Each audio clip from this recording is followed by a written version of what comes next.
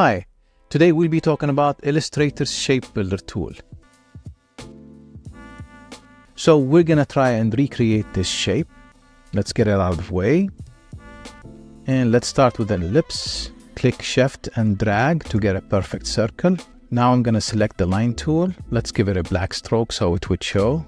Set the stroke to 8.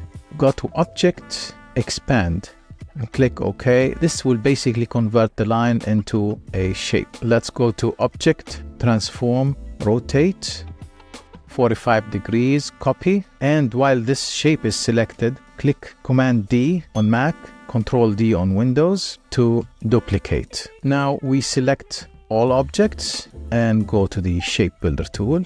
If you notice, once I hover over the shape, it'll highlight the part that we're working on. So let's click on each and every shape. Now that we're done, we delete these lines individually and we delete this green shape in the middle, and we have created our new shape. Now I want to try and recreate this cloud with a bolt. I will start by drawing an ellipse. Select all, select the Shape Builder tool, click and start dragging. As you can see, it is combining all these shapes together. Now that we have one shape, we're gonna draw the bolt. I'll actually use this bolt to save time. Let me draw the area where I want to create the gap. Let's select the bolt itself, bring it to front.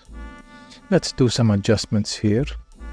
Then select all three objects, click the Shape Builder tool, then highlight, click and drag to combine this yellow area. As you can see, the bolt now is 3 pieces. I want to combine it. Now that I'm done, I click on the gap area and delete. And there you go. That'll be the end of our video for today. I hope you enjoyed it and found it useful. Please don't forget to like and subscribe. Until next time, see you later.